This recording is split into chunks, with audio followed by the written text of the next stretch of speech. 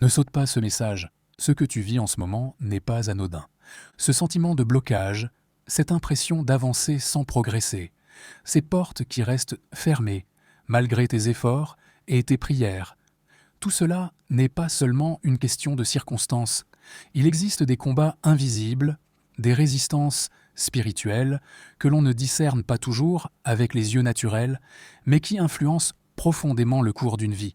Beaucoup de personnes prient pour aller mieux, pour que les choses changent, pour que les situations se débloquent. Mais peu comprennent que certaines saisons exigent plus qu'une prière douce.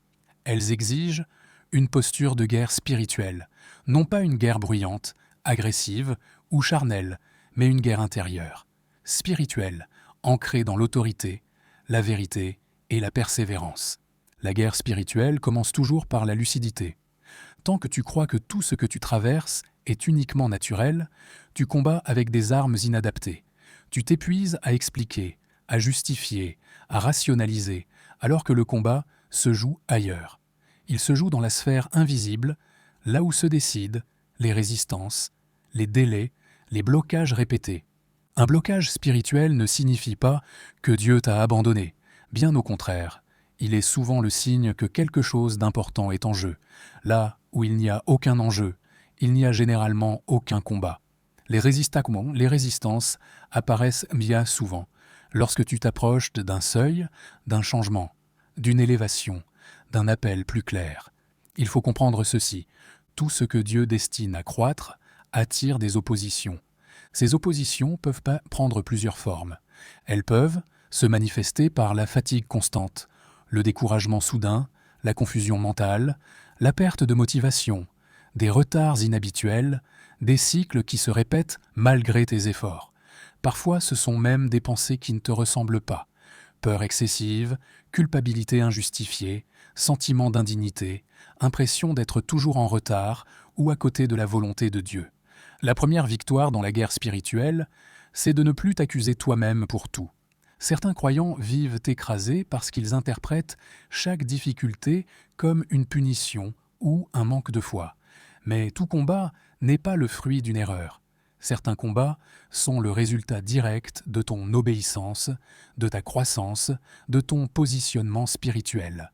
Il y a des blocages qui ne cèdent pas parce que tu pries peu, mais parce que tu pries sans autorité. Il y a des situations qui ne changent pas parce que tu demandes, alors qu'il faut déclarer, résister, rejeter, reprendre position.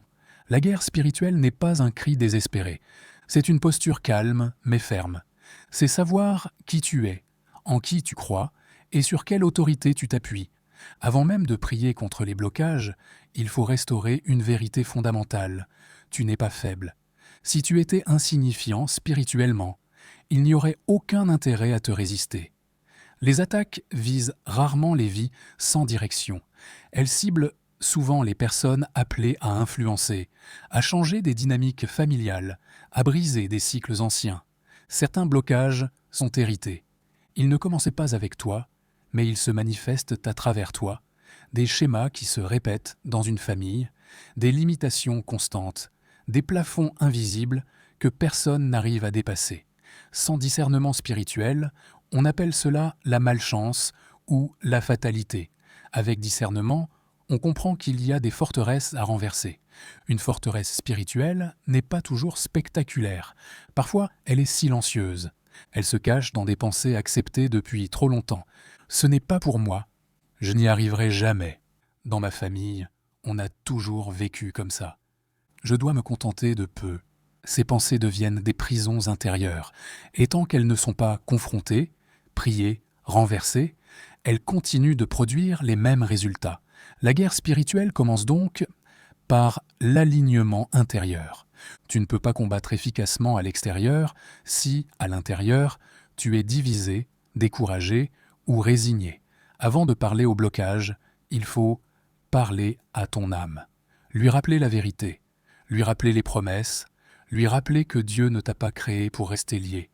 Il est aussi important de comprendre que certains blocages persistent parce qu'ils sont nourris inconsciemment, pas volontairement, mais par ignorance, par des habitudes, des relations, des compromis, des peurs non traitées. La guerre spirituelle ne consiste pas seulement à chasser ce qui est mauvais, mais aussi à fermer les portes par lesquelles ces résistances entrent.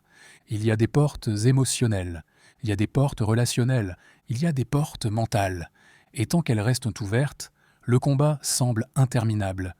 Dieu ne libère pas seulement pour soulager, il libère pour établir. Il ne brise pas un blocage pour que tu retournes au même schéma. Il le brise pour t'emmener dans une nouvelle manière de penser, de décider, de marcher. C'est pour cela que la guerre spirituelle demande de la constance. Un blocage ancien ne cède pas toujours en un instant. Certains tombent rapidement, d'autres résistent parce qu'ils sont enracinés depuis longtemps. Mais chaque prière alignée, chaque déclaration de vérité, chaque renoncement conscient affaiblit ces résistances. Il est crucial de ne pas te battre seul. Même dans la prière personnelle, rappelle-toi que tu n'es pas isolé. Tu fais partie d'un corps, d'une autorité spirituelle plus grande que toi. La guerre spirituelle n'est pas une démonstration de force personnelle, c'est une dépendance profonde à Dieu. Et surtout, ne confonds pas silence et inaction. Dieu peut sembler silencieux, mais cela ne signifie pas qu'il est absent.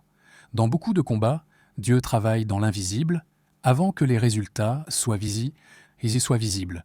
Le piège serait d'abandonner juste avant la percée. Ce message n'est pas là pour t'effrayer. Il est là pour te réveiller, pour t'aider à comprendre que ce que tu vis a un sens, que ce combat n'est pas inutile et que les blocages ne sont pas éternels. Dans la suite, nous entrerons dans une prière de guerre spirituelle, une prière consciente, structurée, ferme, destinée à attaquer les racines des blocages, à restaurer ton autorité spirituelle et à rétablir la paix intérieure. Mais avant cela, garde ceci en toi, tu n'es pas victime, tu n'es pas abandonné, tu es en combat, et tout combat mené avec Dieu finit par céder. Reste ici, ne te détourne pas. La suite est essentielle. Avant d'entrer dans cette prière, prends un instant pour te poser intérieurement. Ce moment n'est pas anodin. Ce n'est pas une simple écoute, ni une récitation automatique. C'est un positionnement du cœur. Si tu le peux, mets-toi dans un endroit calme, ralentis ton souffle et mets de côté ce qui t'agite. Ce temps marque une séparation entre ce qui t'a pesé jusqu'ici et ce que Dieu veut commencer à déplacer maintenant. Cette prière n'est pas destinée à rassurer superficiellement, mais à agir en profondeur. Elle s'adresse à ceux qui veulent non seulement comprendre, mais aussi se tenir debout spirituellement.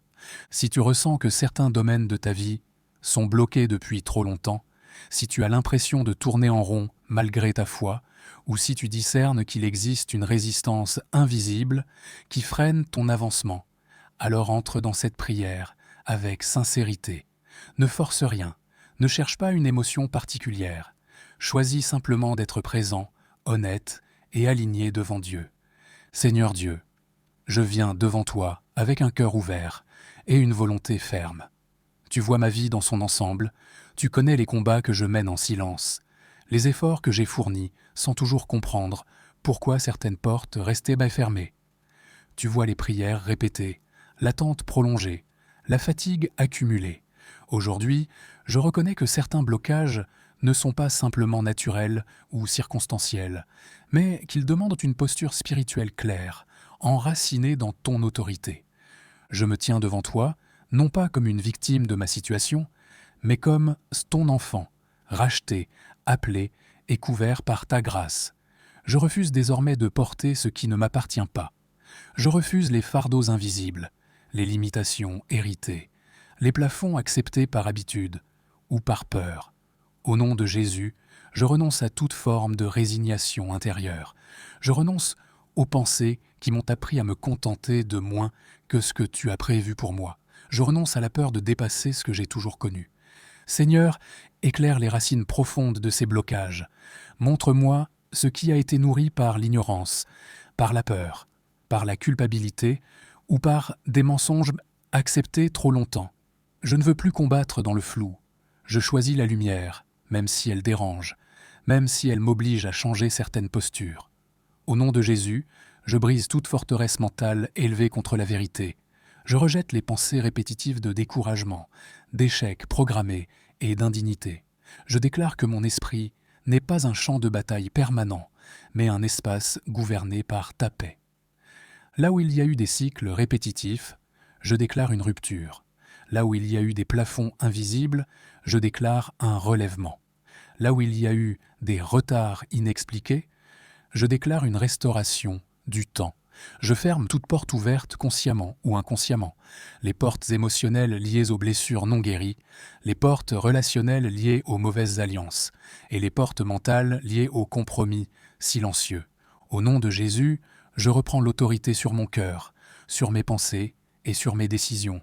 Je refuse que la peur dicte mes choix. Je refuse que le passé gouverne mon avenir. Seigneur, restaure ma vision. Là où j'ai commencé à voir petit, élargis ma perception. Là où j'ai douté de mon appel, rappelle-moi pourquoi tu m'as choisi. Là où la fatigue a affaibli ma foi, renouvelle mes forces. Je déclare que ce qui était bloqué commence à se déplacer, même si je ne le vois pas encore, même si le processus est discret. Je crois que tu travailles dans l'invisible. Donne-moi la sagesse de maintenir les portes fermées après la libération. Apprends-moi à marcher différemment, à penser différemment, à obéir différemment. Je ne veux pas seulement être libéré, je veux être établi. Je te remets ce combat précis, ce domaine qui résiste depuis trop longtemps. Je crois que ce que tu commences maintenant ne sera pas interrompu. Je déclare que ma vie entre dans une nouvelle saison, non pas sans combat, mais avec discernement, non pas sans opposition, mais avec autorité. Merci Seigneur, parce que ce qui semblait figé commence à céder, parce que ce qui résistait perd sa force, et parce que tu es fidèle, même quand le combat est long. Seigneur, j'élève encore ma voix devant toi avec confiance, non parce que je suis fort par moi-même, mais parce que ta puissance se manifeste dans ma dépendance à toi. Là où j'ai été tenté d'abandonner intérieurement, renouvelle ma persévérance. Là où j'ai été tenté de me taire par lassitude, redonne-moi une prière vivante et alignée. Je refuse de prier mécaniquement. Je choisis de prier avec foi, discernement et constance. Je te demande de sceller ce que tu viens de commencer. Que toute libération initiée ne soit pas temporaire, mais durable. Que toute prise de conscience produise un changement réel dans mes choix, mes paroles et mes attitudes. Apprends-moi à reconnaître les signes avant-coureurs des anciens schémas pour ne plus y retourner. Donne-moi un esprit vigilant, mais paisible. Seigneur, entoure-moi de ta sagesse dans les jours qui viennent. Guide mes pas, même dans les décisions simples. Que je marche avec assurance sans arrogance, avec humilité sans peur. Je déclare que ta paix garde mon cœur, que ta vérité guide mes pensées, et que ta lumière précède chacun de mes pas. Ce que tu as libéré, nul ne le reprendra. Ce que tu as établi, nul ne le renversera. Amen. Reste maintenant ferme. Ne cherche pas un signe immédiat, et ne te précipite pas pour analyser ce que tu ressens. La guerre spirituelle n'est pas toujours spectaculaire, mais ses effets sont profonds. Continue de marcher droit, continue de prier avec discernement et continue de fermer les portes que Dieu te montre. Les blocages ne résistent pas éternellement à une foi alignée, persistante et éclairée. Tu n'as pas prié en vain, tu n'as pas résisté pour rien, tu n'es pas à bout de force, tu es à l'entrée d'un changement.